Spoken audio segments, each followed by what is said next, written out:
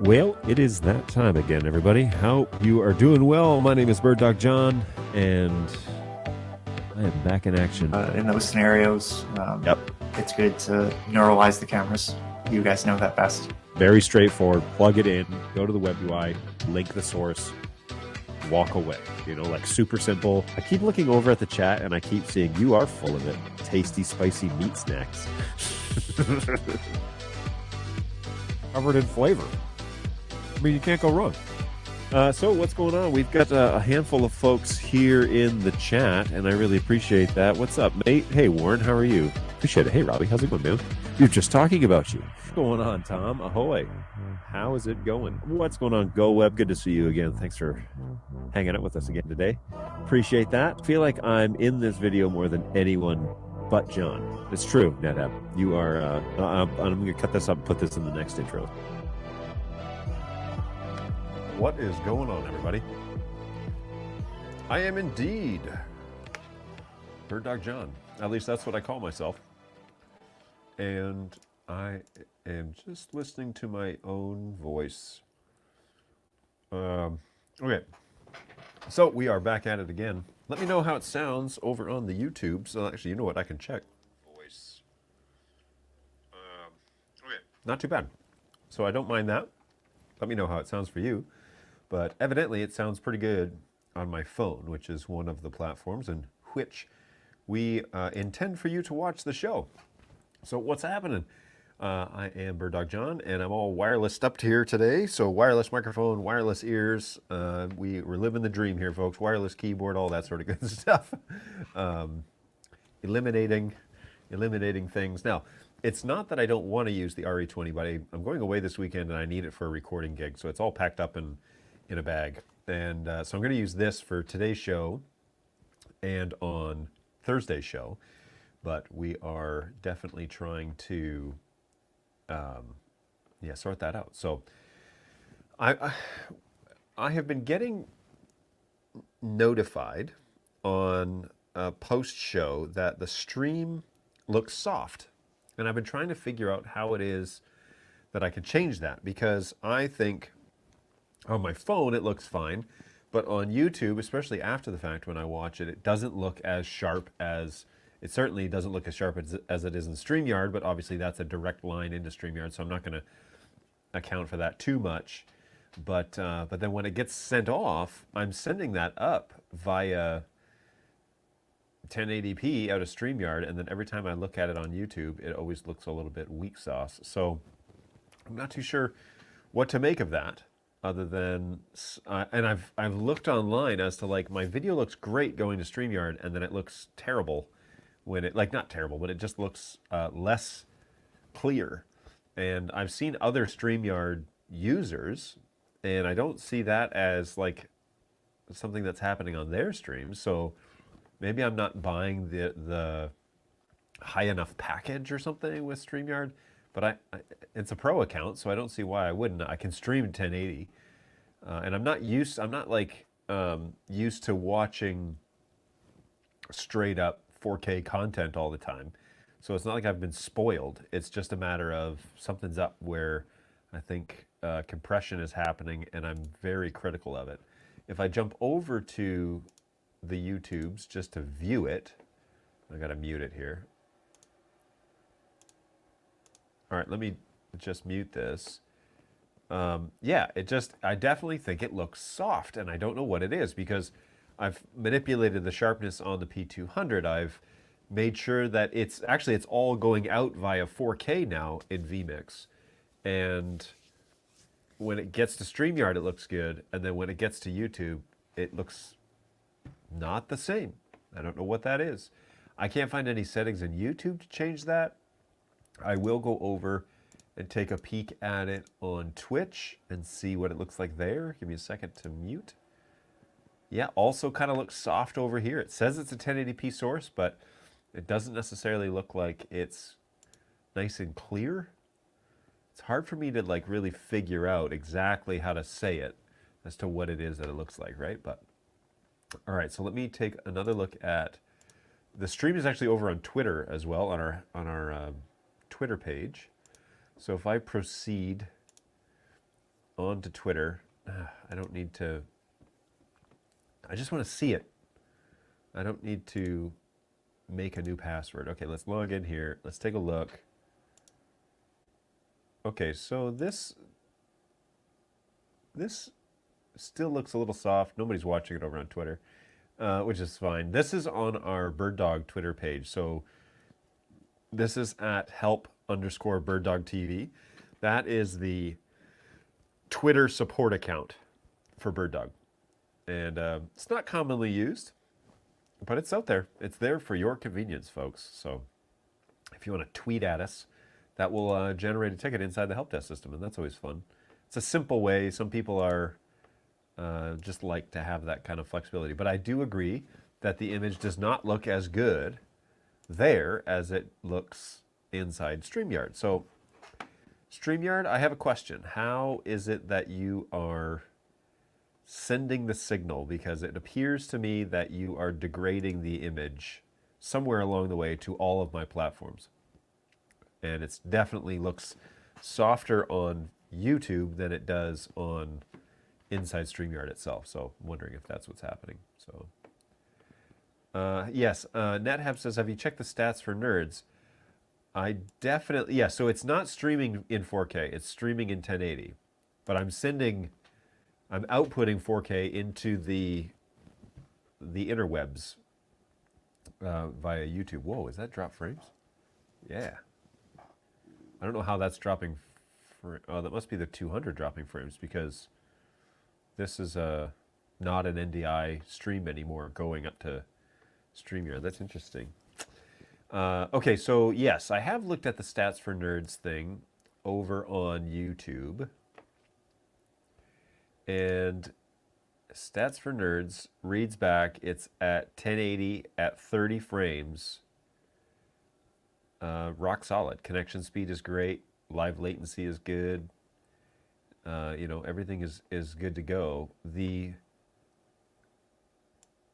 optimized for low latency, that's the piece that I wanted to change.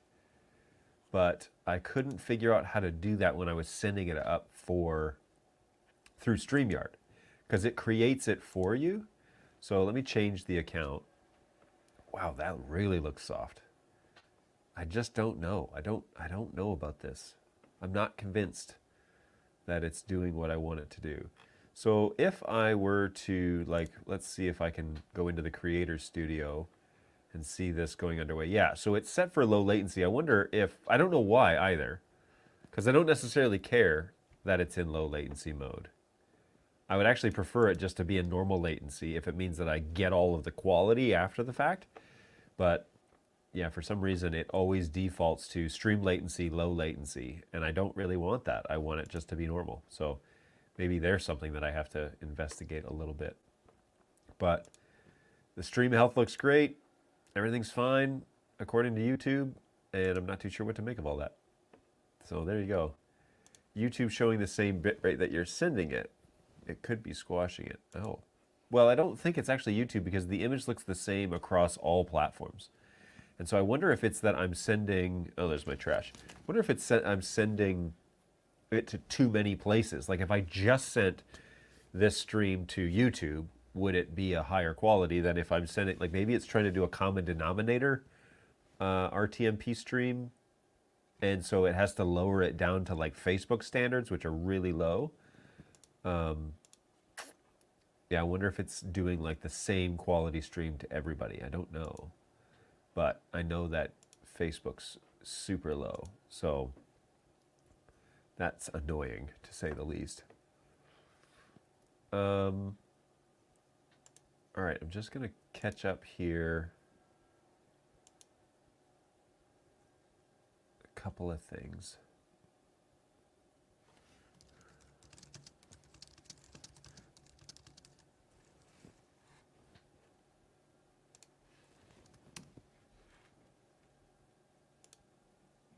All right, well, I wonder if that has something to do with it. I'm trying to like rack my brain as to like what is lowering the quality of the show, because it is almost over sharpened with this P200, but that does not translate over onto YouTube. on the BirdDogJohn.tv channel, by the way, which is where you should be. Hey, your image. What happened there? Where did my QR code go?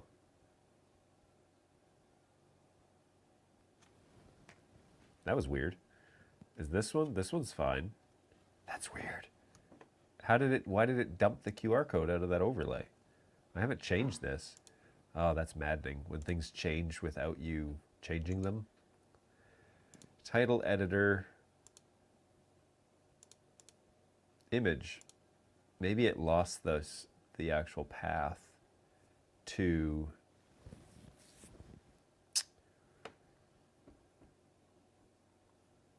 Yeah, maybe it just lost the actual path to it, right? These QR codes are not the ones that I am looking for.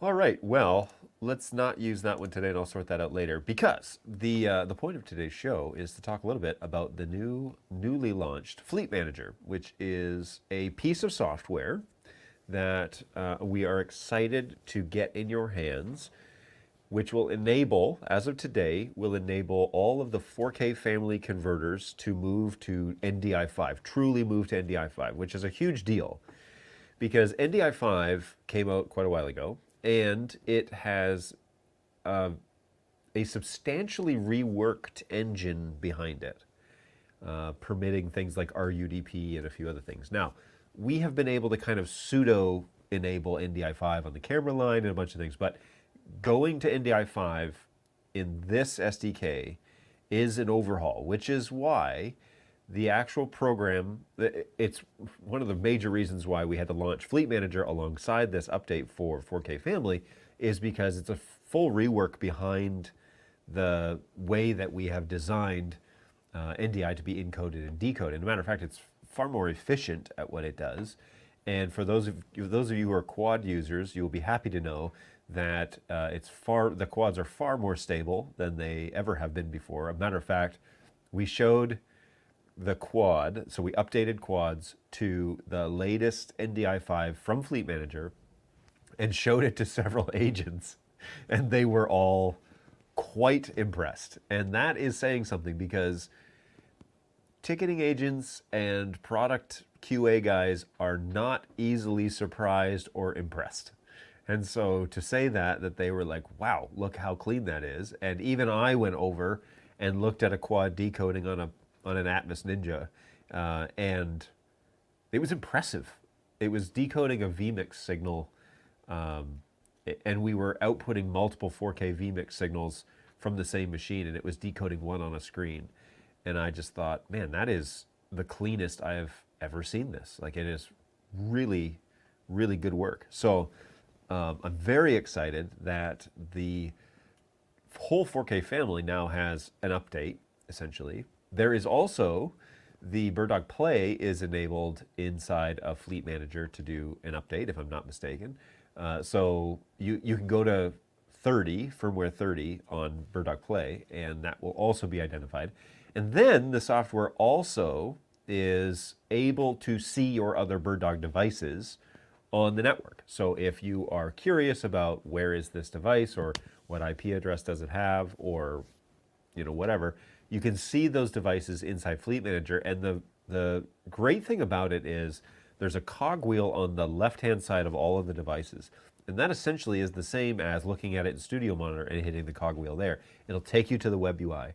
So now, instead of having to filter through the giant list that ends up being enormous over in Studio Monitor, we can use Fleet Manager, which is a much more concise list of your entire fleet, and you're able to get to the web UI, even for the devices that are not enabled for update through Fleet Manager right now. Okay, so more on that later. But even though we're not entirely done, man, this is such a messy desk. I should remember that this fourth shot is a thing.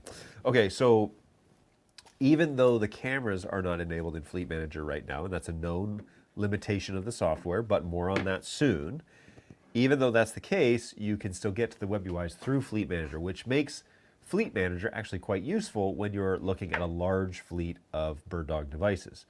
Now, I've already had a request. Will it find other NDI sources? And the answer is no. This is a BirdDog device exclusive piece of software. It's to add to the BirdDog ecosystem that we already have. And so, no, it doesn't find other, we'll say, other NDI brands yet. And I don't know if that's planned for in the future, but right now our focus is getting the BirdDog devices cataloged and shown on the network. Now, there are other limitations that we should talk about so that you guys are well aware of it. But first, I'm going to look in the chat and just make sure that I'm not missing anything. Hey, good morning. Good morning, Angus, out in Edmonton. How are you? Sean, good to see you. Thanks for stopping by today. And Mr. Joe Wiseman, good morning. That is not a name that I am super familiar with on this show, so my apologies if you're a regular, but welcome. Hey, Gadgets Pod says, happy Diwali to all from India. And then my resident guy from India says, greetings and happy Diwali. So what's going on, GoWeb? Happy to have you guys along for the ride. What's going on, Balu? How is it going? Yeah. Angus says YouTube is showing. Oh, so we're troubleshooting stuff here. Have you checked out Stash for Nerds? YouTube could definitely be squashing it. Absolutely. Your image here. Yeah, that's always a flattering look. But hey, I don't promise this to be a polished show. I promise this to be a show of discovery. And so we're going to figure that out as we go along. Oh, and you can now see that my RE20 is disconnected because it's in that shot. So let me fix that. I guess I don't have to worry about my mic position because I've got a mic on my body today. So there you go. Fleet Manager access to remote BirdDog devices. Cover later. Okay, so we will talk about some of this because we are also discovering how Fleet Manager behaves in all of these different network configurations that everybody has. And so, truthfully, I promise you, we have attempted to test this in a bunch of diverse networks. But the reality is that, and I've said this for a very long time, IP networks are as unique as the people who integrate them, okay?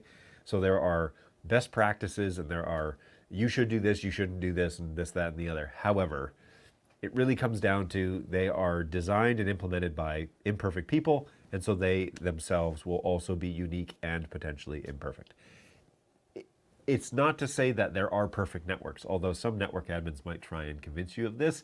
There are different ways of, I won't say skinning the cat because that would make my agent Jess's skin crawl, but I will say there are different ways of achieving the same goal, and that is precisely what's happening here when we talk about IP networks, is you can get to the same conclusion multiple ways. But how you design a piece of software or hardware that behaves on all of those configurations, that is an incredibly daunting task and should not be taken lightly. The fact that we have Fleet Manager in the flesh should be shouted from the mountaintops because that indeed is a feat in and of itself. So first and foremost, well done engineering over at BirdDog. It is wonderful to see this thing in the flesh, and also, not the flesh, but in the real world, and not just a concept. I think the actual launched product is better than the one that was projected to launch when we announced it originally.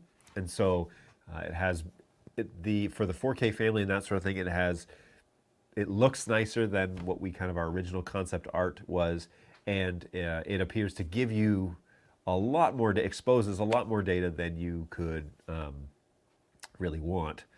Not that you would want less, but it does a good job of giving us some very useful stuff. Now, Fleet Manager and the launch of Fleet Manager brings up some questions about NDI networking that I think we should talk through briefly. The first being, if somebody knew what they were doing and they joined my network and they downloaded Fleet Manager, could they see all of my devices? And the answer is yes. Absolutely, they could. But the problem is not the nefarious hacker or college student that knows his way around the internet and can be like, BirdDog devices, and see them hanging in your office or on your campus, and then going to the BirdDog website and saying, management software, download, there they all are. Isn't that a security risk? Absolutely, but not on the NDI BirdDog side. That's a security risk by the way that the network has been designed. If you are still of the persuasion that I can just slap this on any network, then you're opening yourself up to that security risk, because you should not be putting high performance video IP on a data network that is open to the public. And the public being anybody that is not you.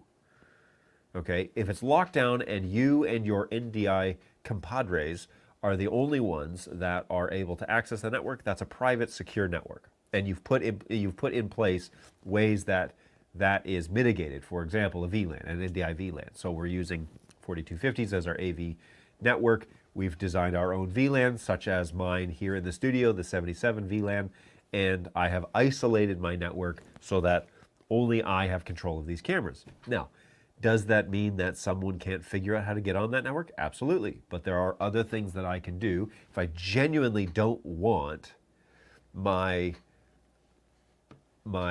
co-workers to have access to my studio cameras. There are things built into the NDI ecosystem that I could enable to eliminate them from getting on. For example, NDI groups. I could make a group of a sequence of letters and numbers and put that all on all my devices, and basically they would have no prayer in figuring out what my complicated password group, basically password generated group name is.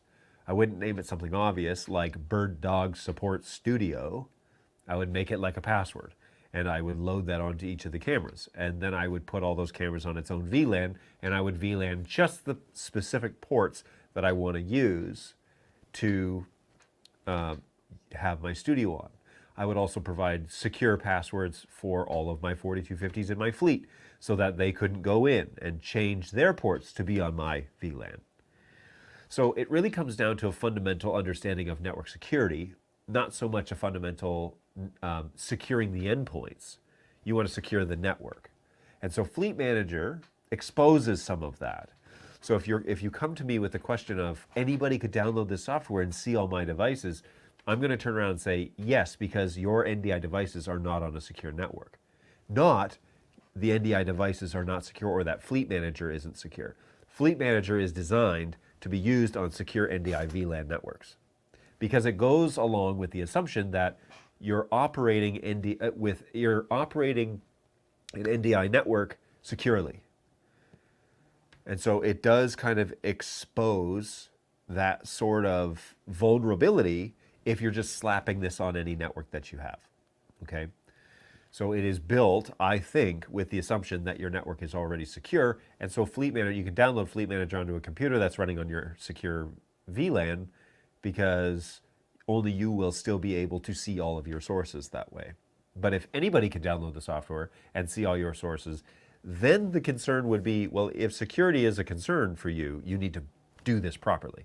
You need to put this on an NDI VLAN and isolate all of your sources. Now, if you run a computer, for example, in my instance, like my new Stream Dudes machine, which is an amazing piece of hardware, by the way. Bravo to the boys over at Stream Dudes, boys and gals over at Stream Dudes, for putting this together, because it's a great vMix machine. I highly recommend them.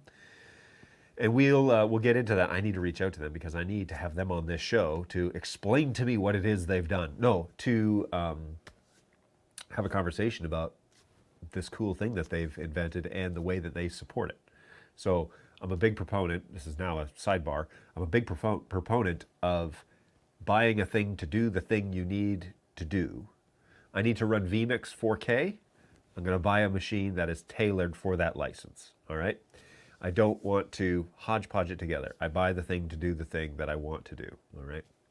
Same thing, and this has been I understand that you can't necessarily just spend endless amounts of money. Sometimes you have to take the time, and that's what we're doing here, by the way. This show has been in progress for 5 years. And so it's slowly evolved into having the system, a stable system that I want, that works for me, that's really easy to kind of produce. So more on that, another show. Now, the Fleet Manager stuff that we need to kind of get into is I have Fleet Manager, for example, installed on 2 computers that see both VLANs. They see the main data network, which is my one network, and then they see the studio network, which is my 77 network. Okay, and I have two networks. I just picked 77 because I like the number.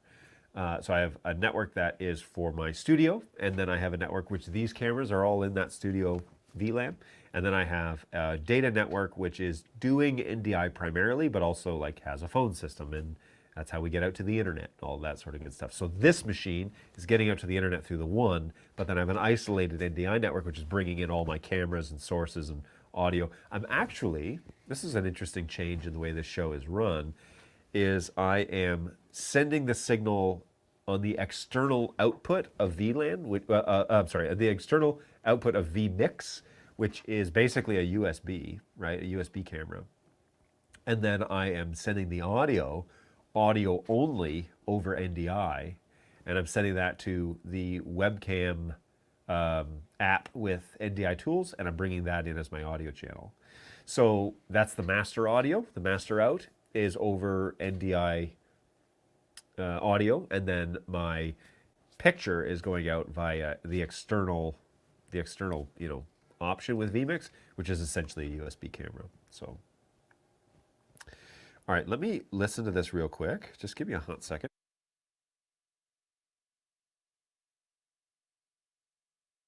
I mean, I think that sounds pretty good for what we're doing here today. So, all right, so when I run Fleet Manager, I am noticing that it is trying to ping a very large network, and that might be an issue because, and multiple networks for that matter.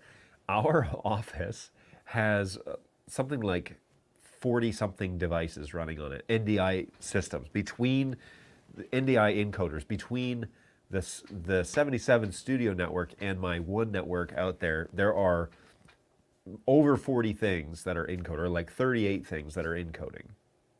And that's not to even include all the things that are decoding. So there's a little bit of NDI traffic happening at all times in my studio across two different VLANs. And so when I run Fleet Manager, it's actually trying to search both of those.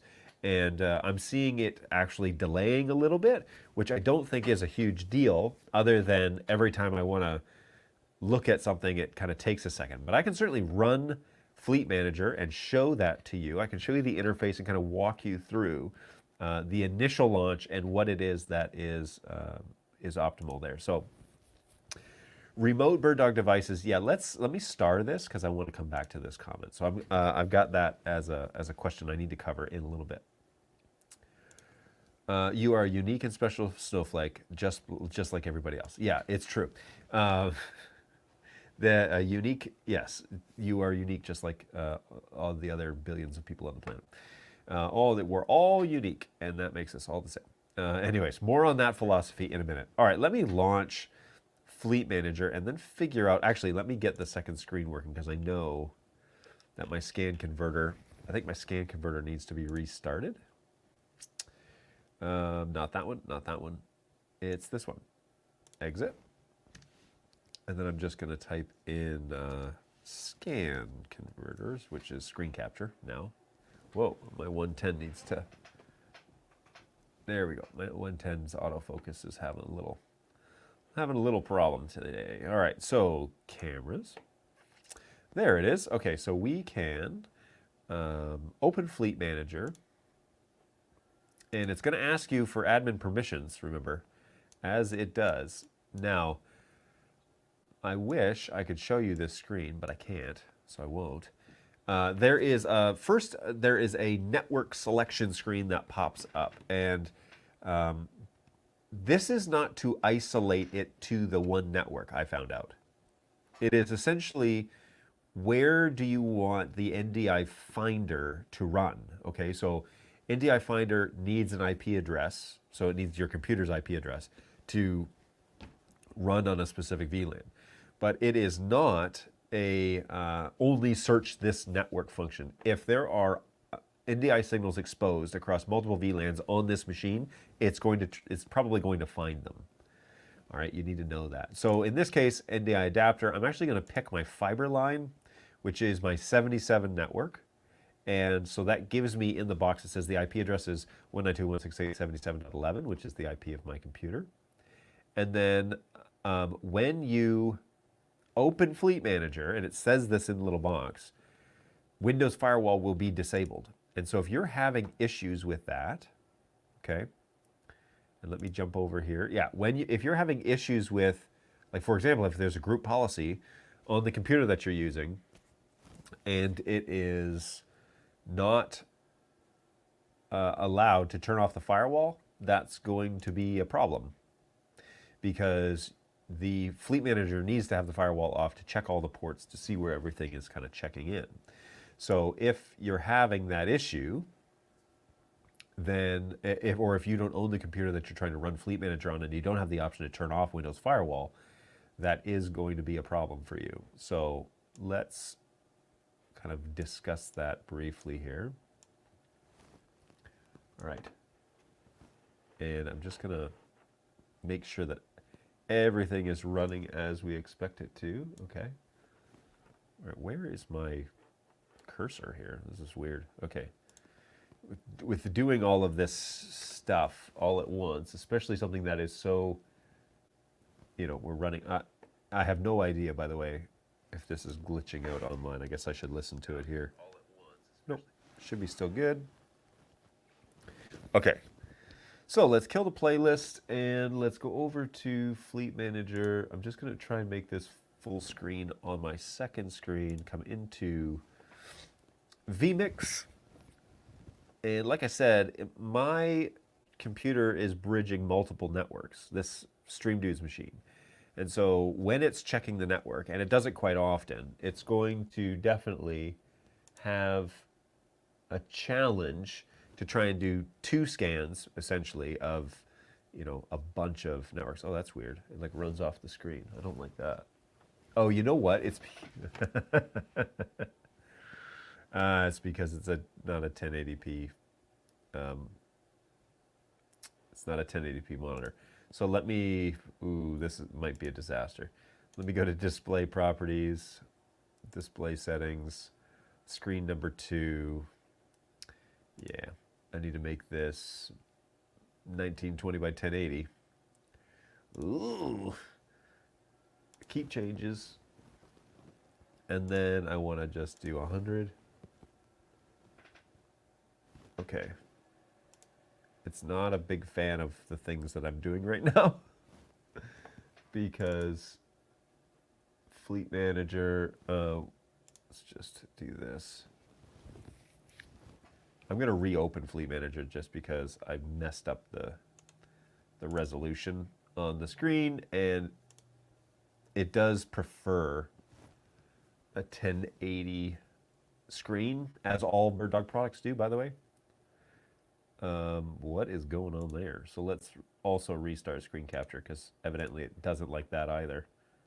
All right, so scan converter. Oh, screen capture. Man, I'm stuck in the past, aren't I? All right, let's try this one more time. Fleet Manager, accept. I'm going to ask it to take fiber 1. It has turned off my Windows Firewall. And let's talk about this real quick while I'm doing this. Fleet Manager access to remote BirdDog devices. So how are you bringing these devices into your network is my first question. Because if you are bringing them in via BirdDog Cloud, I don't know.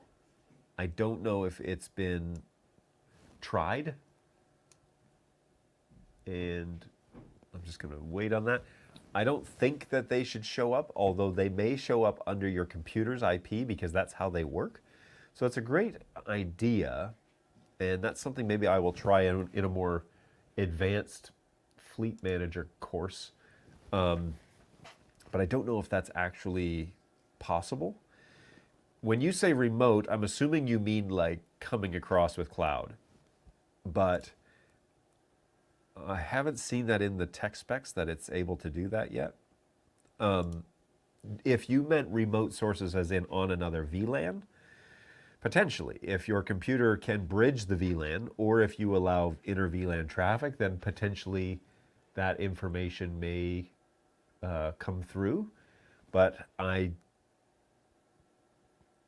can show you how I do it. Let's do it that way at least. I can show you how I can see inter VLAN traffic. Okay, so my picture, oh, whoops. My picture on this shot needs to just be moved so that you can see more of the Fleet Manager stuff. So let's go here, and I'm gonna say, nope, not that. I'm gonna come down. There we go. All right. Okay, so here we go. This is the Fleet Manager software, and here we have my actual infrastructure here in the office. Now, you'll notice there are a lot of devices that are that have the little hazard symbol, right? The little attention symbol. What that means is that this product is found, but it is not. We're not able to actually use it through Fleet Manager, and so you can't manipulate it directly on here. But the goal one day is to have everything manipulated inside Fleet Manager so that we can interact with the web UI through here. And this is more of a management piece of software than it is, like we're not doing like exposure and stuff like that. We're managing the back end of where they are on the network and all of that. So again, the theory is that as you progress through life, you will be able to plug devices into the network. BirdDog device, I'm looking for one here. Like, do I even have a BirdDog device that I can do that? I do have a Play sitting here. Not 100% sure if I have the network. I do have the network that I need for this. Oh, wait, though. I'm going to need USB power for this guy. Do I have USB power? I might. So the idea being that you can plug in, I do have USB power, to USB-C. I actually do. Okay, so let's just run a little experiment here. This is fun. I'm going to plug in this this Play device and see if it shows up. So give me a hot second, and I will be right back after I plug it in. I'm definitely just doing this on a whim. Let's see if we can break it. One moment, please.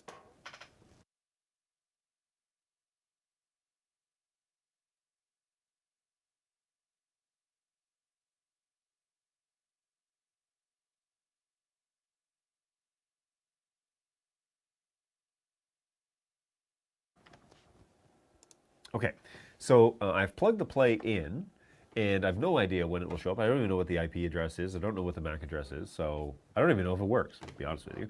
It's here at the support office for a reason, so it could be anything, right? Could be here for any reason. All right, so here's a general look at Fleet Manager. If you've never downloaded it, you don't have any BirdDog devices, this is what we're running into. This is live on my network.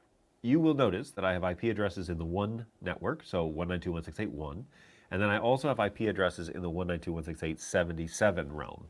And so this is essentially both of my VLANs that are operating. So you see my BirdDog Studio P200 camera, that's this one that you're looking at, okay? So that's housed at 192.168.77.12. It gives the IP subnet range, which is correct, 22255. By the way, you'll notice all of my cameras are running with that. Okay, and then it shows the network gateway, which is super helpful because it tells you where that information is actually coming from and where it's being routed to. So the switch or the actual router is 77.1. If I'm on the 77 and I type in 192.168.77.1, it's going to take me to that Netgear switch that is hosting the DHCP for that. So that's really handy if you're like, I don't know where it is. Well, you open Fleet Manager, you get the network gateway, you type that in, you can get to the actual web UI of the network. So little bonus there for you. MICU version, many of these are going to either tell you what the MICU version is or say none. Honestly, this is a stroke of genius that they included this and the firmware version. I mean, it's not a stroke of genius, it's almost expected, but I'm so happy they did, because you can definitely see what version of the firmware you're on and what everything's running. You'll notice that there are a bunch of betas that are running on many of these cameras, including the actual internal 9.8 and the 149, which is one of the more recent ones that we're developing for P200. So a lot of this has to do with testing for Silicon 2 and doing a bunch of things like that. So you'll notice a whole bunch of stuff.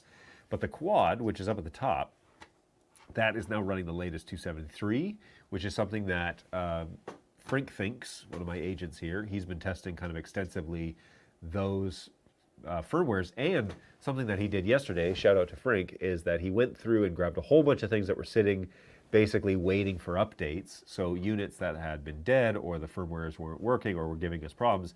And he plugged them into Fleet Manager and just updated a bunch of them that way. And he recovered a bunch.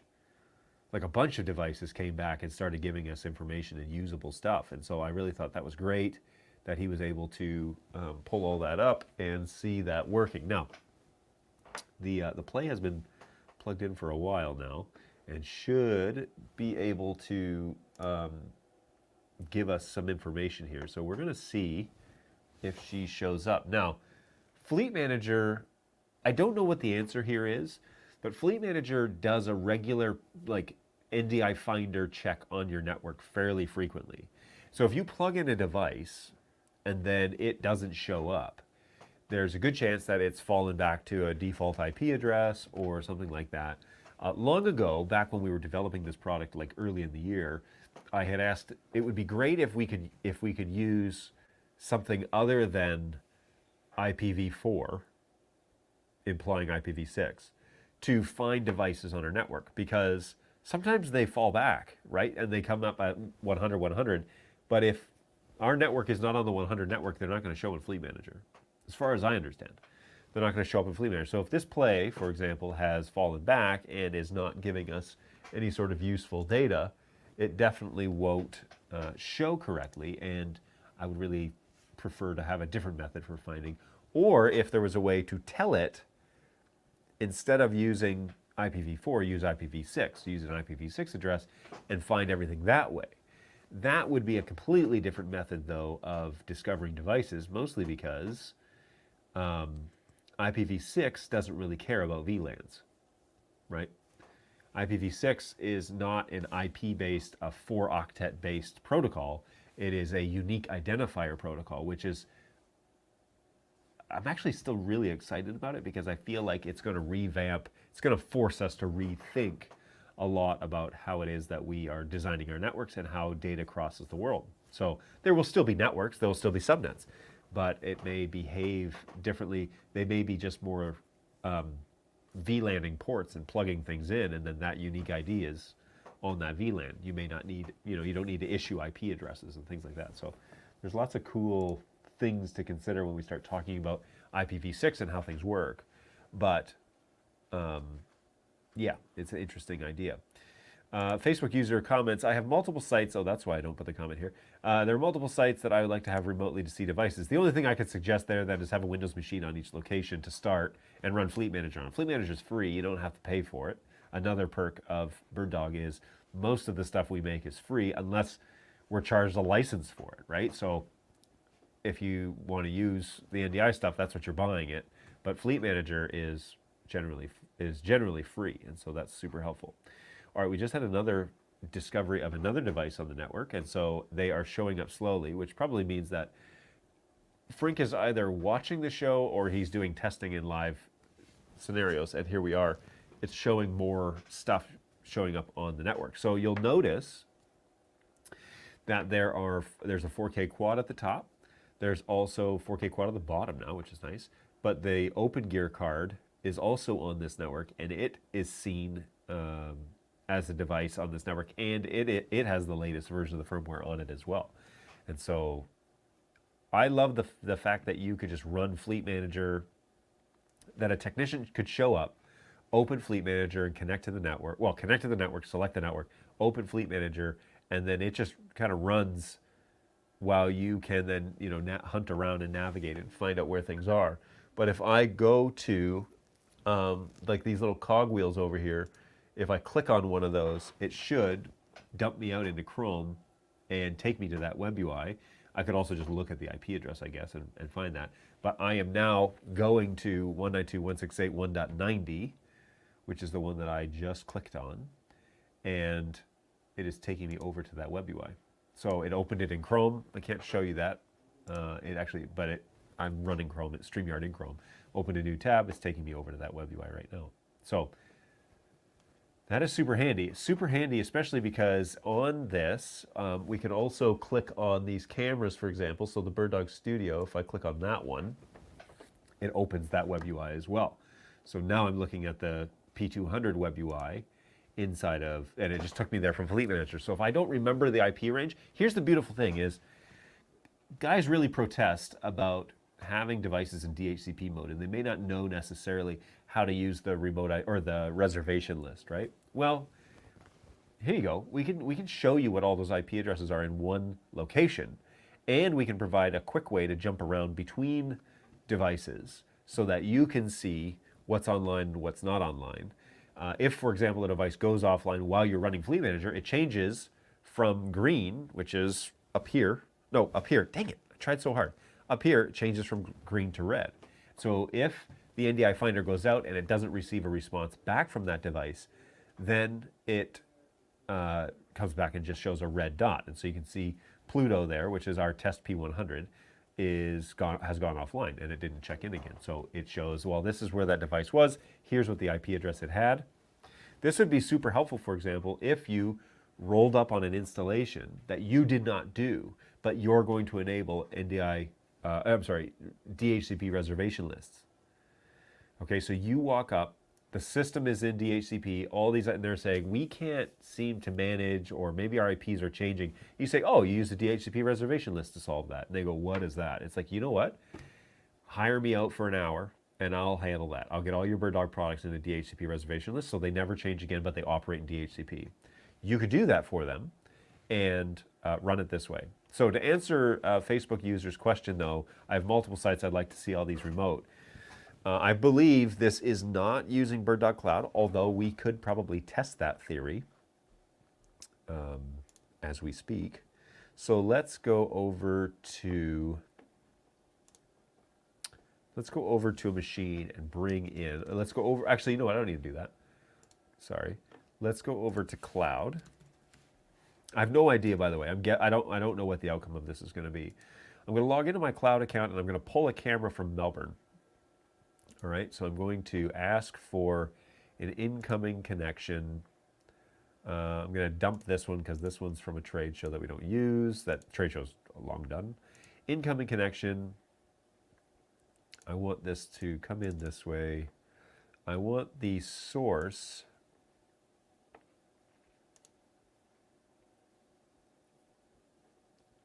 Oh, hang on. Endpoint source, there's not much available here, that's for sure. There we go. I'm just gonna pull a camera. I hope that this camera's here. NDI, no audio. Encoder protocol, I'm gonna just say 2 megs. I just wanna see it show up in Fleet Manager if that's even a possibility. I'm not sure, so let's find out together. All right, so we're going to try and create an incoming connection. I'm using a machine that's next door to us. Okay, and that one has canceled out. So I guess that one's not going to work. Let me try the one more endpoint that I have an option for. I'm just going to do this one. No audio and the metadata. I want to bring the metadata over. It's just a single connection. Connection timeout. Okay, so I need to talk to my people before I do this and have them get a computer on here that has an endpoint available because those are timing out on me. So I don't know. I wondered if you bring them across over cloud, then, you know, maybe we try that. But anyways, I think I'm going to save that for the advanced fleet manager session. Hey, look at 1.72. It's a quad that can be updated via Fleet Manager. All right, so we have 172 is what he is saying. So let's go ahead and I'm just going to see if I can force this thing to refresh because I don't see 172 on here. So let's see if she finds it for me. It should be a quad, he said.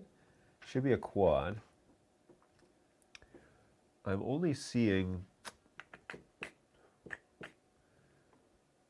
1.171 as a quad, and it looks like that one's already updated. If I don't, it's the 224 version, which enables Fleet Manager. I'm sorry, say that again.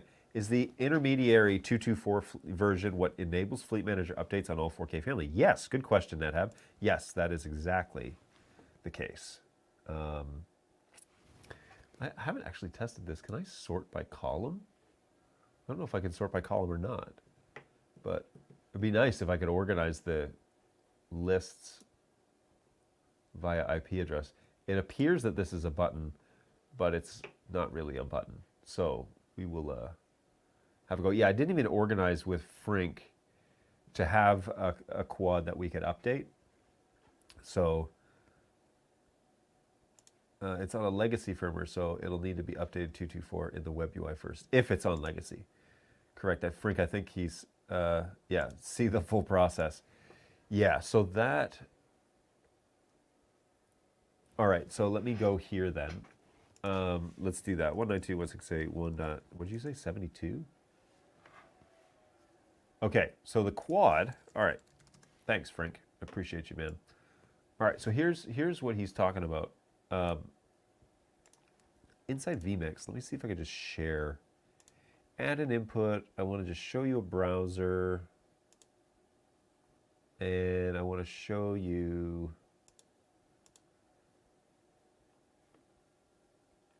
where is it here? Whoa. There are so many sources. Brayton's office. Okay.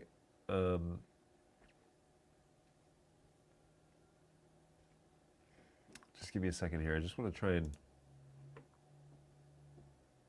the URL. Will this work? This would be hilarious if it does.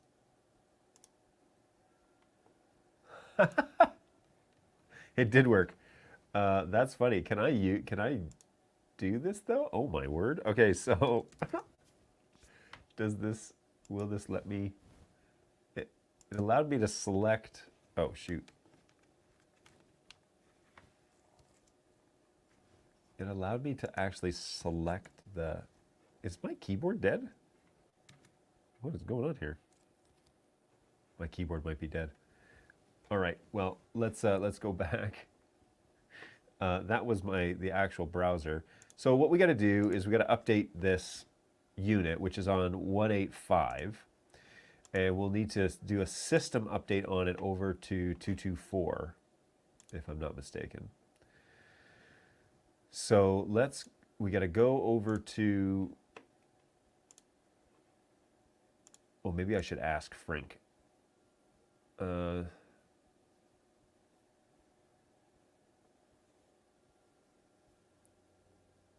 Okay, so we need to go from the LTS firmware that this quad is already on to, let me see if I can just downsize this real quick. I can show you the actual whole process real quick here. Close studio monitor.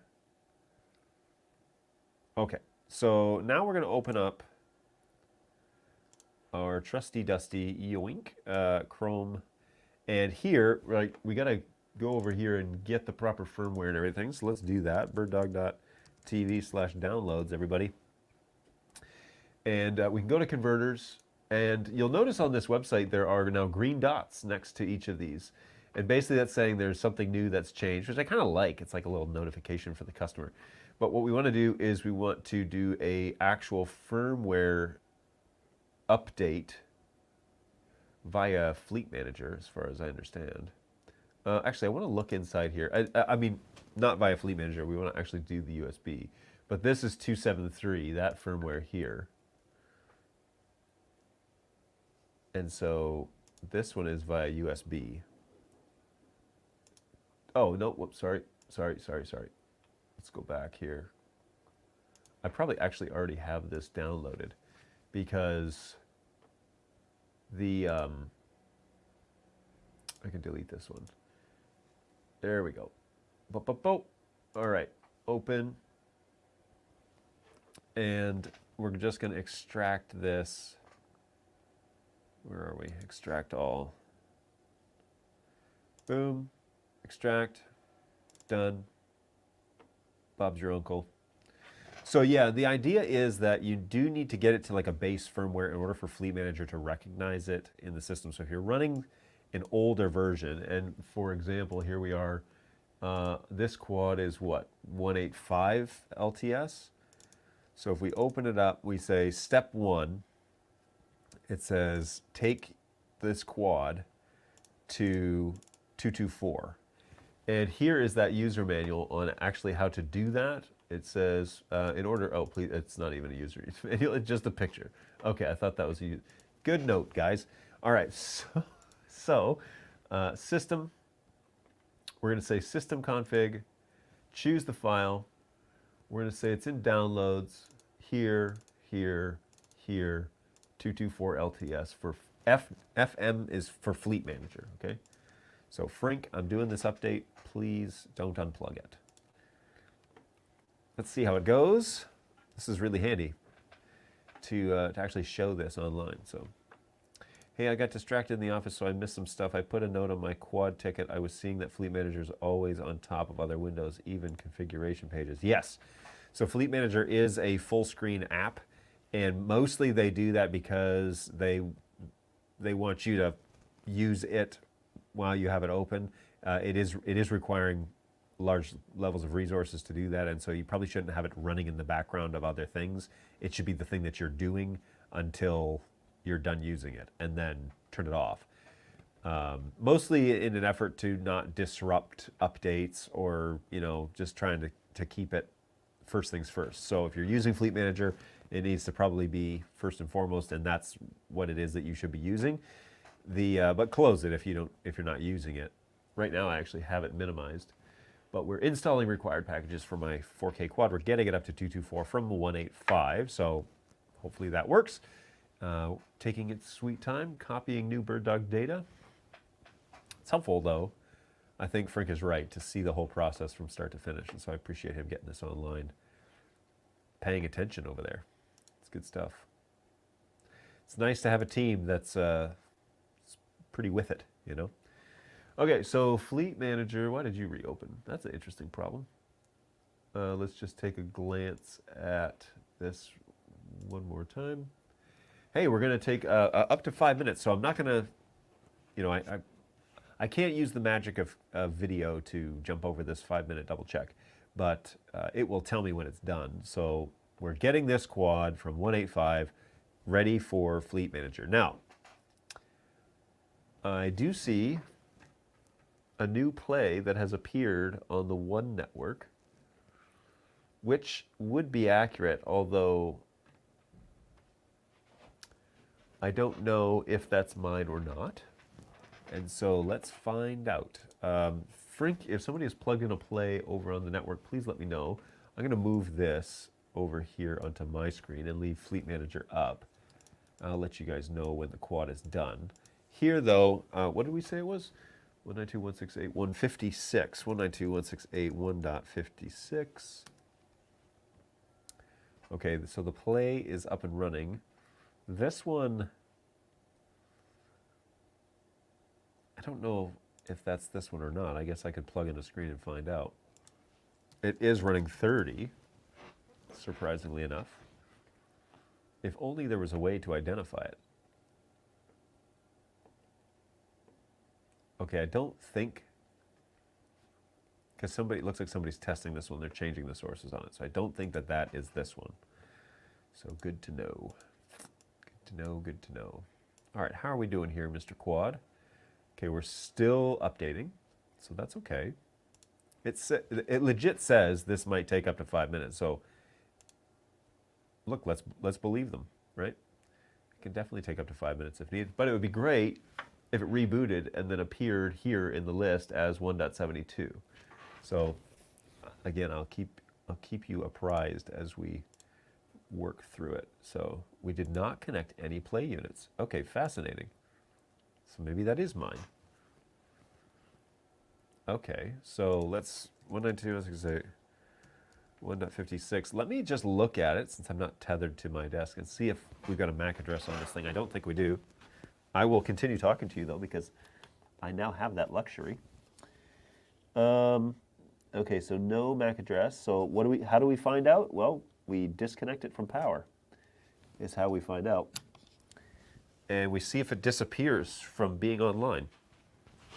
Right, so I'm going to disconnect. It's kind of nice to keep talking to you, even though I walked away. Great, riveting content here on the show, everybody. So if I disconnect her and then ask it to refresh, let's reopen Fleet Manager. Oh dear, where did you go? I don't know what's going on here. That's a, oh, there we go, okay. So reconnecting Fleet Manager, and we're gonna see if she will re-ping the network. I'm not sure if it will or not.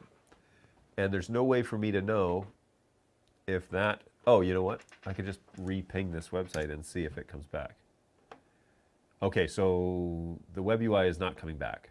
So this thing actually found Play 4 is that device, because this guy is now gone. And the way to, I guess, double check is to plug it back in. So let's give that a try.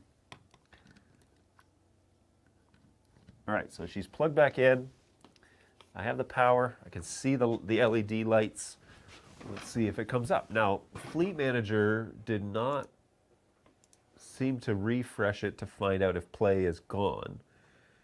It is doing that right now, so just give it a second to see it. Kind of reacquiring the statuses of all these devices. I don't know, and again, now play is booting, so it may actually show, yeah, so here it is again. Okay, so confirmed that that is the one.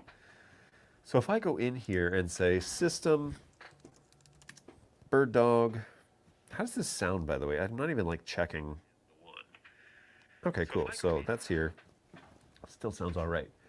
Okay, so we've got Play 4. Oh, would you look at that? Well, would you look at that? That is pretty neat. So 4K Quad has appeared in this list at 1.72. Well, that was the one that we were just working on, was it not? So maybe we should give it an update. And the crowd went mild. Yeah, maybe we should give that give it a chance. So here we go. Everybody cross your fingers. We got 224 LTS on this guy. So I'm going to request that Fleet Manager find the firmware from the FTP server, which is what's going on here, and see what version we have available. I'm going to click on that again because it says none. And I think it's supposed to say that there is one, because we got to get to 273. So let's, whoops. Oh, shoot, I may have clicked on the wrong box. Let's find out.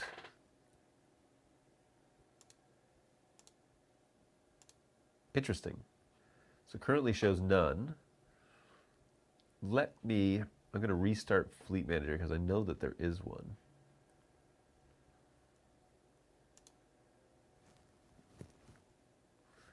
We also have a 4K eyes that showed up. Okay, so let me close Fleet Manager and give her another go.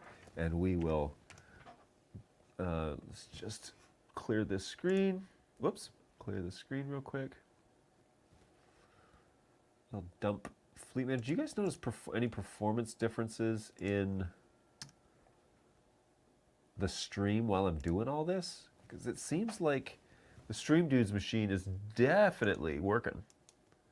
100% working. But it's having a, I don't notice any differences here, but you guys watching at home or at work might definitely notice. Okay, so Fleet Manager's down. Are you sure you want to run this? Because this is going to require, oh, look at that. So, yoink. So there is the adapter settings. This time I'm going to change to my main BirdDog network, which is my one network. And it's going to say, hey, we're going to turn off the firewall when you click this button. And sure enough, are you sure you wanted to turn it off? Because it is off. Please turn it back on, is what Windows is saying. Opening Fleet Manager. I opened it on this window, but it's showing it on my #1 monitor, so I don't know what's up with that. Okay, and it did open it on my #1 monitor. So I'm going to minimize this screen. Now, NDI Finder is running in the background, and so you may find that like the minimize button isn't immediately responsive because it's doing a huge process behind querying the whole network, right? So I'm going to take this over to my other window, I hope. Come on.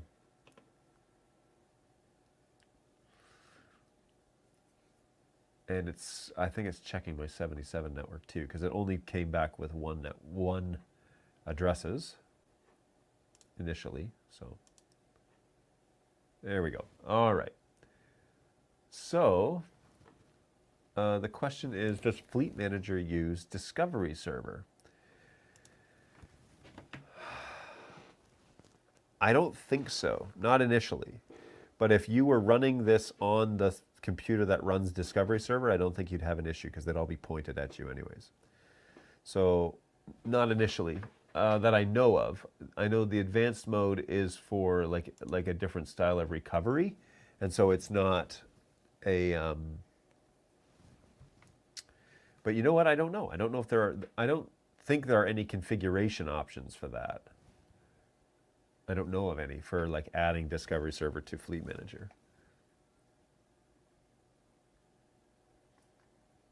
If it's just looking for general broadcast requests, I think that's what's happening. It'd be interesting to know. Okay, look, the quad on 7.2 now indicates that there is an update 5.5.273. And so I will click on that firmware and select that that's the one that I want to put in the available firmware hopper. All right, and then I think, if intuition serves me right, we're going to select the actual like checkbox next to the firmware and say, yes, I want to perform that update.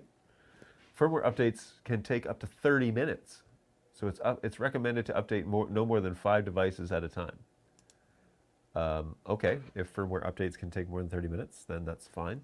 So you go down the list and you select the ones that you want. I believe you hit apply. And so it's giving you kind of this warning that's like, hey, be aware that this is a real deal. So we're going to select the checkbox. This should turn blue when that registers. And again, we're still scanning my networks for all these IP addresses, which is why I think we're having a little bit of a slowdown. There we go. And then we're going to hit apply. And it's going to say applying. So here we go. We'll see how this process works, and we will hopefully get some sort of live feedback as to how that process is operating. We do get a little progress wheel, okay, showing like a incremental update type of thing, and that will update as things go along. I have seen that before. I know that that's a feature. So as the update is applying, we will expect to see progress on that. Now, I don't know, an interesting question would be, does the NDI Finder app pause while you're doing firmware updates? One of the items that we had kind of asked for is to have a limit on how many. So if it's like you can only do 5 at a time, but they still give you the option to do more than that, and it's not recommended, then why not just cap it at 5, select the 40 that you want to update, hit apply, and then it just systematically goes through. And then when they get to the reboot cycle, it goes to the next one, you know? So a little bit confused as to why that is the case. But it's not unreasonable, I guess, especially the first iteration of the software. It's not unreasonable to do the actual update, sorry. I pressed the wrong button. To do as many as you want, knowing the risks that you're going into it, and maybe that's just we had to finally launch this thing without worrying about one more feature. So that might be something that's coming later on, and we'll go from there, you know. So I do see the progress bar has started, and they did say, flat out say, this might take 30 minutes. So we might be sitting here for 30 minutes. This process, though, is taking this device, which was on LTS, which essentially was NDI5 written on top of NDI4, and is redoing the entire structure of the product to operate in NDI, like a true NDI5 firmware. And so that's a big deal. That's way bigger than you think it is, which is why I love this sort of style of software concept, is because we can truly do almost like a reimage if we needed to. Do a reimage on the product and get all the gremlins out from the previous firmwares and all this stuff, and like put a brand new fresh image on the device. We took a survey a while ago, because this was one of the conversations we had about Fleet Manager, but we took a survey with customers and said, like, do customers care about how long the update takes, or do they care about that the update for sure taking? And the vast majority of people did not care about how long it took, because they could select, if this was automated, right, and you could select all your devices, they do all the updates, and it just did it for you, then they could set it up at night and come back in the morning and it would all be done, and it would tell you what errors it encountered. But the original concept was, oh, well, we think customers don't want to wait forever for it to be done, and so, they want it to be quick. But customers really told us, more, like an overwhelming amount of time, was that we actually don't care how long it takes. We just want to make sure that it takes the first time. And so success rate was more of a concern than convenience. And, like, oh, I'm about to go live, I need to do an update. It'll only take 30 seconds. Like, that's not normally what people are doing.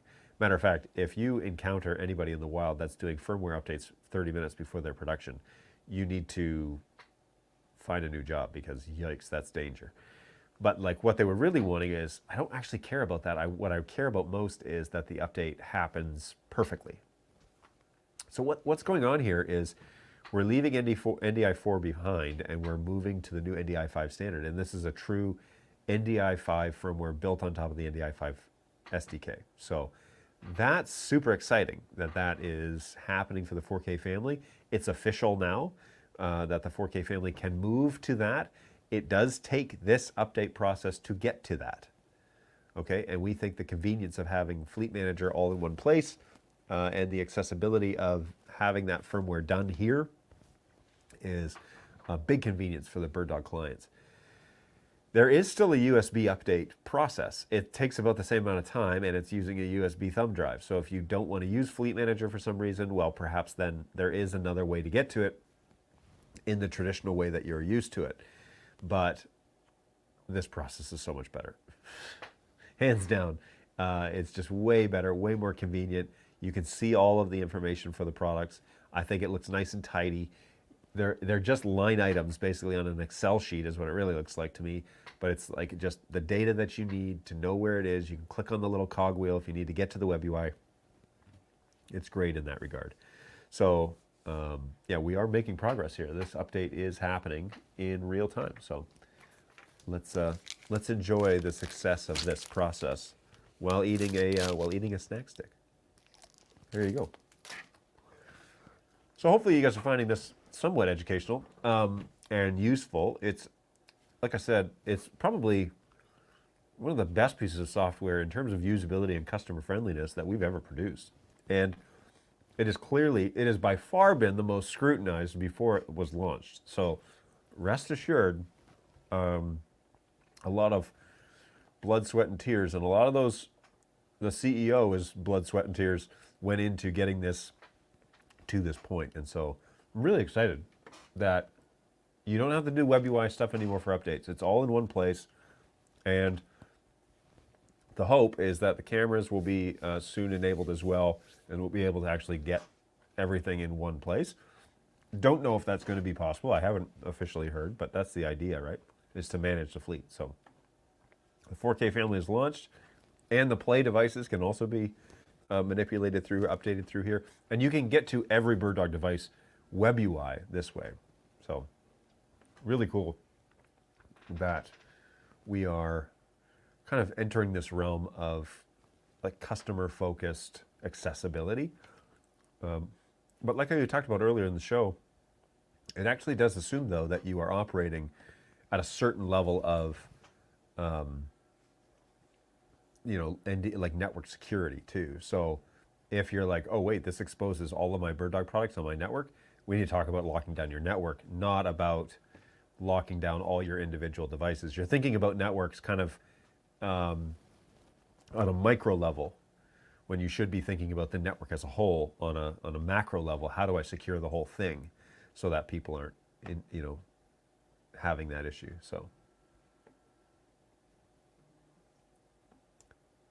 So I could use Fleet Manager instead of the USB that still has my unit booting 24 hours later. Are you going to 224 or going to 273? Because I would absolutely use Fleet Manager for that purpose. I mean, that's what it's for. If it's stuck in a boot mode, like you got to get to 224 before you can go to 273. That's kind of where Fleet Manager will begin. But yes, we yeah, if you're having it frozen on the boot screen, then I would start there. Yeah, I would. I mean, if you're trying to go 273, then don't do USB. Use Fleet Manager, for sure. Hi, I just started watching. Definitely success over time. The NDI network. Will it need to have internet for Fleet Manager to make the updates? Yes, because Fleet Manager is pulling that down from an FTP server. You can. There is a manual way to download the firmware and load it manually into Fleet Manager. There are more. Yeah, there are more ways, more steps to that process, but there is a manual way to load it and like where you have to put it specifically. So if you wanted to use it as a manual process, that is still there, but you got to download all the files. If it's connected to the internet, it will pull them from the server itself and do the update for you, which is handy, I think. It's too bad I've already upgraded 3 quads using USB. Why did you do that? Your ticket. Oh, you mean your ticket. You have a ticket, 38288. Well, we can have my guys check that out and see what's going on. If it's still booting over 24 hours later, something's obviously hung up in the boot up sequence, and so you need to redo the USB update or try it in Fleet Manager and go from there. Oh, because I'm on a Mac. Ah, boy. Yeah, this is a PC only software for now. I don't know if it's coming to Mac, but I know that they're trying to make Mac related software like Multiviewer, which works great now on a Mac. So yeah, good stuff. There's it just takes a long time to get all of the options available for everything, so bear with us. But we definitely have had success writing Mac software. So somebody in the BirdDog company knows how to do it, because we have Multiviewer for that, and cloud for that matter, cloud endpoints. So.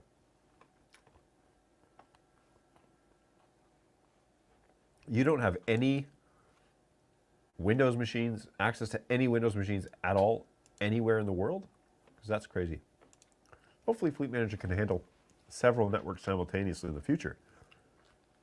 It could use the internet from another network if the NDI network is without. I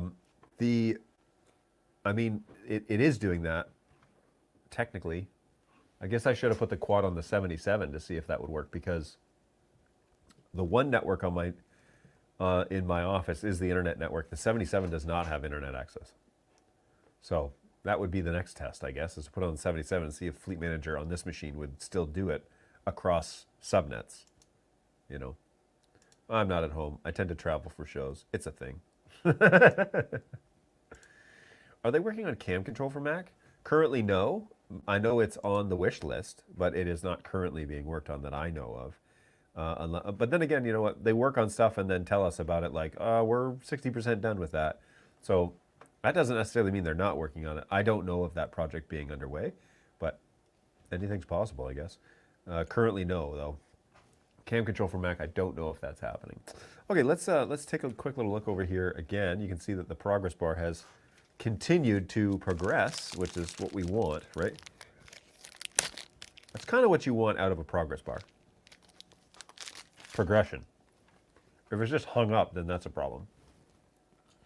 So we will see what happens when it reaches 100%. This certainly hasn't taken 30 minutes, that's for sure. Maybe this is like Windows, where the last 2% of the progress bar take like 25 minutes, or the equal amount of the time that it took to get to this level.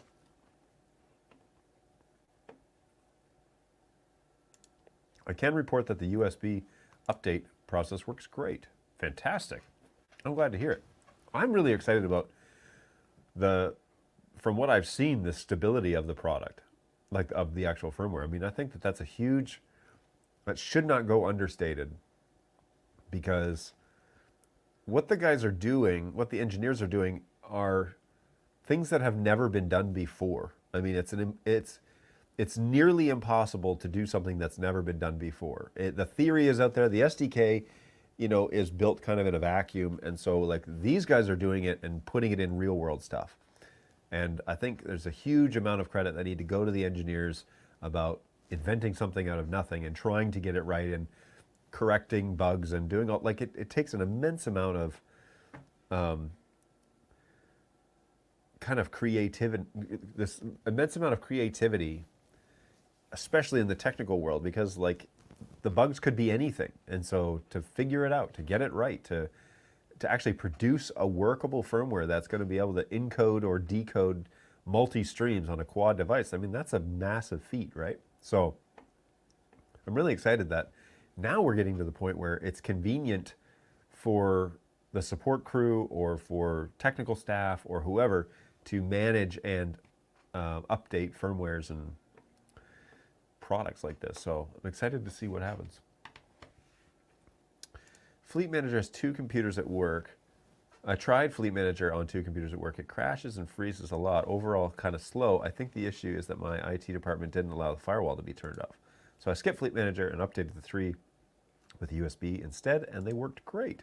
Well, that's good news. Yes, it is assumed that if you're using our software, you own the machine that you're putting it on. You're not putting it on like corporatized stuff. And if the corporatized stuff is, if they're asking you to do NDI stuff in the corporate world, that the corporate IT people would also be on board with that and would allow for the firewall and stuff to also be turned off and manipulated. And sometimes the administration says yes, but the IT department says no, and you're left holding the bag. So I can sympathize with you because I have been there before, and it definitely feel that, oh, check it out. All right, so we have completed the firmware update, and now Fleet Manager reports a nice, happy green, a BirdDog green check mark, and reporting at 273. So if I go over here and click on the little cogwheel and open Chrome, boom, this guy is now functional. So I am going to attempt to show you this. Well, let's try this. It does not like that. Okay, so let me try and minimize this. Let me get back to vMix and back to da-da-da-da-da. Okay, here we go. So this is now the new quad web UI.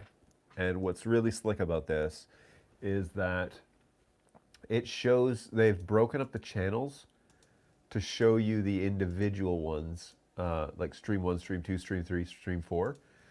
So it's not just a mess of information. The LCD screen on the quad is now also configured differently. And so that's super helpful. That, oh, that's hilarious. I totally forgot that I had this. One moment, hang on. I wanna, this is gonna be awesome. Because the cheesy green screen thing that we were doing a few weeks ago is still on this machine.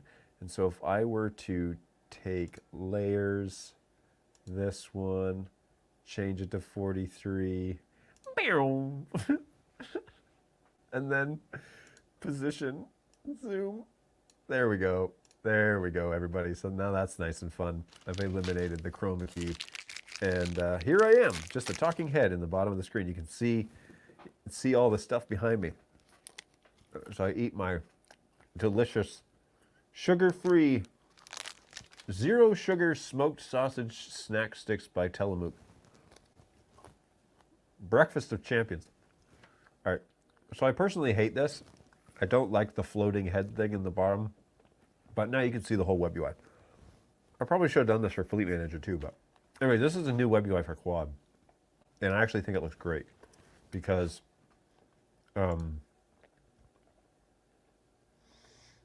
it gives you all the relevant data that you need and tells you, for example, we're connected via Ethernet port. And so we're not running 10 gig, we're running 1. Here we go. AV setup. We're going to put in our really secret password. And now you tell it what mode to function in. So I want this to decode, for example, and it's going to do the classic reboot on us. It says it's rebooting. Now I can pretend like I'm actually sitting down here with a giant screen behind me. Oh, it's good stuff, everybody. Good stuff. Hey, let's see what's going on in the chat while we're waiting. Okay. want me to bring you the unit. No, let me manipulate it first. Hey, thanks for the demo of Fleet Manager. My pleasure, Aaron. Always fun to have you guys around. I'm actually going to move my floaty head over to the other side of the screen because, all right, let's go this way. Okay, there I am.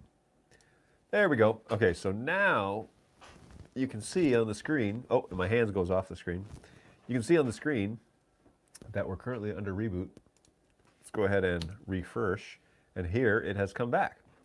So I'm going to, I got a jalapeno pepper down my throat. I actually don't think, so these are those zero sugar snack sticks. I actually don't think they're jalapeno. I think it's peppercorn because it doesn't have that jalapeno burn. It has a peppercorn burn, but I digress. Okay, here we go. It's 12:30. Let's wrap this up, John. That's what my local ELT member would tell me. All right, so decode, and now we can select all the things that we want to do. If you're doing an interlaced field order, you can actually manipulate that on the decode side, not on the encode side, but you can do that on the decode side. And then we can select what source we want to do. So let's refresh the sources on the network, and here we go. Wow, look at all that. That's a whole hot heap of garbage. So we can put the calendar on there. We can put the, we can actually use the bridge, which is all of these cameras. So we can say bridge studio P200 camera, say apply. And now you'll notice up here at the top, it says channel 1 connected, channel 2 connected. That's also what it says on the LCD screen, by the way. But if we go over to the dashboard and we look at channel 1, it will give you all the data as if it was just a single, like a 4K SDI. It would give you the same information that it's decoding here, or sorry, over here. So it gives you the CPU readout, gives you the network bandwidth, says that channel 1 and channel 2 are connected in decode mode, but then it will tell you what it's actually doing here. So we have channel 1 stream name HDMI.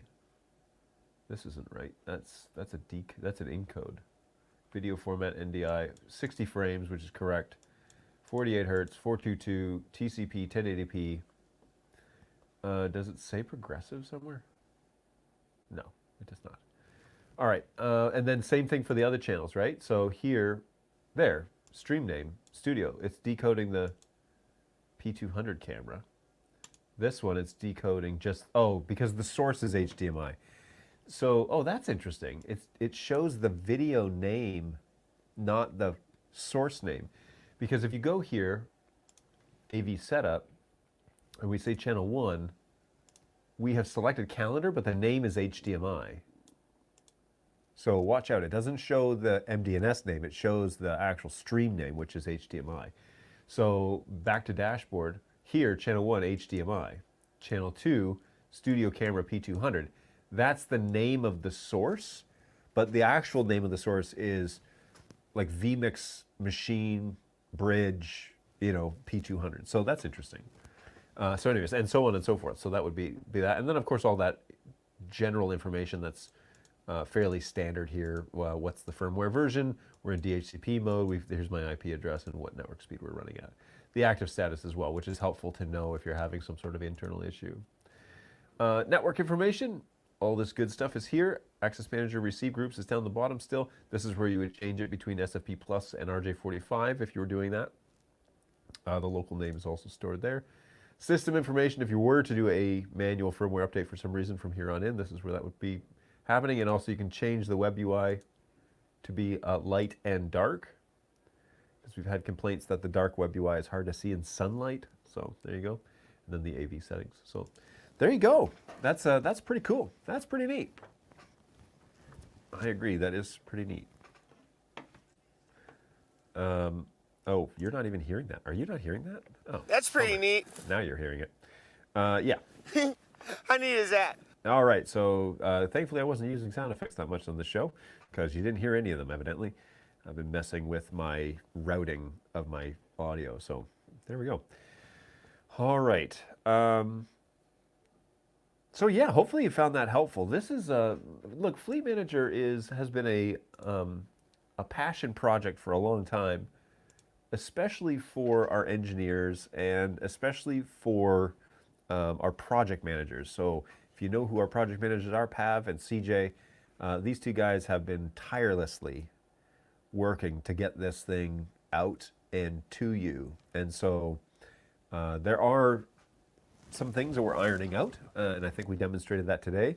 But for the most part, I love the fact that now all the BirdDog information, it's all in one place. And if I plug a device in and Fleet Manager's running, the device will show up. And we demonstrated this with Play 4. And then I can just simply click on the cogwheel and it'll open up Chrome and take me to that website. And so it's that easy to kind of get around. Now we can get to each of our devices and it's not super confusing. It's a centralized location that is easy for us to manage all of our devices in. So I hope that you guys see this as progress in a very positive direction for BirdDog, because we are very much so listening to the Facebook page, the guys that like to provide constructive criticism in a public forum and not just contact the team directly. But anyways, we are listening. We're trying really hard to figure out what the best method forward is, because we want this to be easy to use, but our clientele it's a very broad gambit. So there are lots of clients in multiple places, in multiple understandings of how this stuff works. So we've got guys that have AV backgrounds for 30 plus years, and then we've got guys who are brand new to NDI. We're trying to produce things that cover all of those, or as much of those two categories and everybody in between as we can. And so this sort of thing is a great example of how BirdDog is trying to meet the customer in the most practical way that affects the most amount of clients. There will always be the fringe people who don't like it or don't want it, but there are, I think, that bell curve, that 80% in the middle, where you have 10% on either side, that 80%, that's who we're trying to tailor this for. And the first version of Fleet Manager is great. I mean, it does pretty much what we're expecting it to do. You witnessed here today how to update a quad. You need to be on 224, which is just a firmware that comes with the Fleet Manager download. You need to be on 224, and then you run Fleet Manager, and then you go up to 273. That basically does a total wipe and a reinstall of a true NDI 5 firmware for converters. And we have seen substantial performance increases on quad in particular. So if you have a quad that's sitting cold, you're waiting for the update, go to 224 and then go up to 273 and give it a try. Let us know what it is that you are seeing. Sorry for the off-topic question, but do you have any information about the Play replacement program? I mailed in 5 Play units and I have heard literally nothing since. That's good information. We can find out. I know that people are receiving their Plays from that replacement program here in the US. And so if you have mailed them in and they've been received, they are likely in queue to be issued.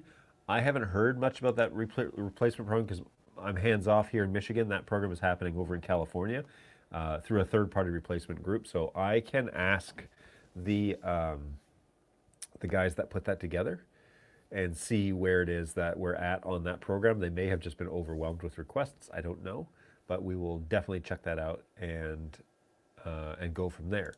Frink also mentions that we can provide an update here at help@birddog.tv.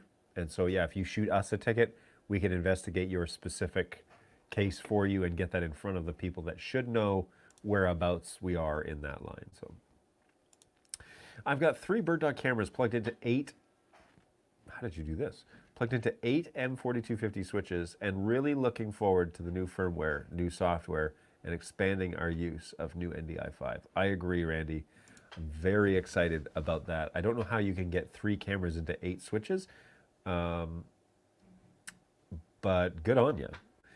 Yeah, so but yes, integrating Fleet Manager. So I've easily got 1, 2, 3, 4, 5, 6. I've got 6 switches, 6 4250 switches in this office, and 2 ubiquities, 3 ubiquities. And that's what you're witnessing here across my network, is that it's quite a large group of switches, and it's querying that kind of MDNS on the DHCP and finding all that information and then doing those updates.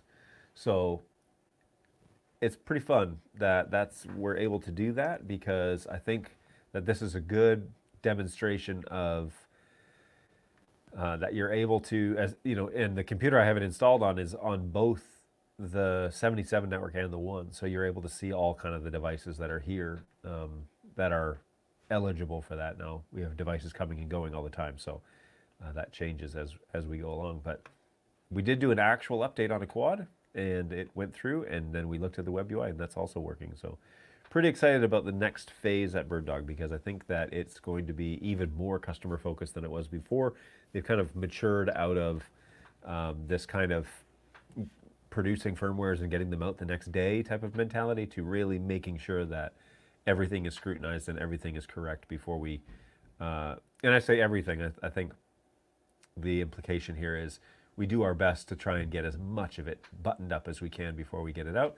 And I'm really excited about Fleet Manager kind of hitting the ground and running, and you know, like I said, we've shown it here in firsthand. So, all right, folks. Well, it is 1:45, and so I need to wrap this one up now. Don't forget to join us on Thursday, because Thursday we're going to have the one and only BirdDog Jake, who is a legend in the BirdDog realm. If you've ever been to a trade show, you've probably seen him. He is now assisting with the excitement around BirdDog Cloud, and he is going to kind of share with us, probably briefly, like an hour or 2 hours is never enough to have him really show you all of this stuff. But he's going to join me on Thursday right here on StreamYard, right here on BirdDogJohn.tv, and we are going to spend some time talking about cloud and all the fun announcements that we made during the trade show season, which is basically, well, it gets pretty busy between like April and October, but there's even trade shows at the beginning of the year in January, February. So it's kind of hard to even say that. But this year he's been attending all the trade shows nationwide and internationally, and has been talking to people about how BirdDog Cloud works and how it might work for them. So cloud is such a cool thing, and it is going to be a big player in the way that the BirdDog world works. And so being able to integrate your sources at the cloud level is going to be, I think, revolutionary in many ways. So we're really excited to have Jake on the show. I'm looking forward to Thursday very much. So it'll be great to catch up with him, mostly because he is so hard to nail down, because he's everywhere. He's always traveling, or he's in front of customers, or he's doing demonstrations or whatever. So the fact that we get him for a show will be a big deal, and hopefully his schedule will stay aligned for us to have him on the show as well. So looking forward to that. I have 2 P200s and have 2 X120s on pre-order. Any idea if they will be shipping this month? Thank you. The 200s are already out, so those ones should ship. I don't know when the X120s will ship, so more on that from HQ, but I don't see why the P200s wouldn't ship to you, unless there's just none at your distributor. So there's that possibility, and they may be waiting on those to get there. But the 200 should be, if you place an order, the distributor should be ordering those and getting those in the house. So the X120s have not shipped, as far as I know. So I don't know what the timeline is there, but we are told from the factory when those get released. We're told the same time basically everybody else finds out. So that shouldn't be too shocking that I don't know that information, because that information isn't available, I don't think. So there you go. All right, guys, I got to wrap it up. I got a meeting coming up, and I got lots of stuff. Let me actually see what my schedule looks like. Yeah, I got a couple of meetings coming up today, so we will get after it and start taking care of some business outside of the show. I really appreciate you guys coming along and bearing with us as we've watched the demonstration for Fleet Manager. Hopefully you're as excited as I am about it. I think it's going to make life a lot easier, and we'll continue to, you know, sharpen that sword and make it better. That is the plan. So looking forward to all the upcoming developments as we wrap our entire fleet in this sort of concept of Fleet Manager. So we're looking forward to that. All right, it is time. So let's sign off. Hopefully you guys are doing well. Take care of yourselves and take care of each other. That's always super important. And we will see you guys on Thursday with BirdDog Jake. none other than BirdDog Jake right here, birddogjohn.tv. That's my YouTube channel. If you haven't done so already, head over there and subscribe. I'd really appreciate it. And then you'll get notifications through YouTube when we go live. And it's a handy little resource to have. So birddogjohn.tv. And we'll see you guys on Thursday at 11 o'clock right here with BirdDog Jake. Take care of yourselves. See you in a couple days. Bye.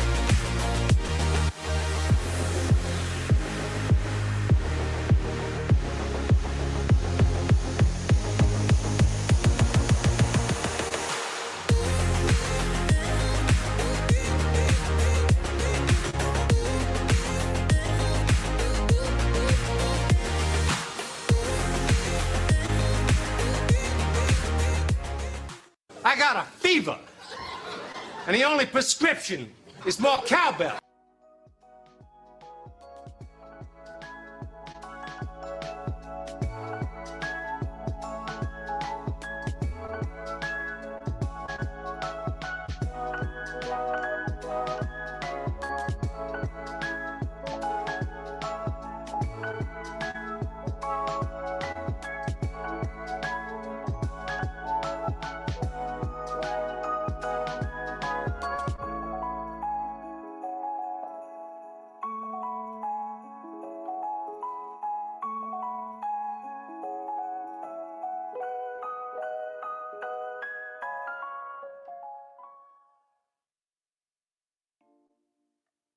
Don't fail me again.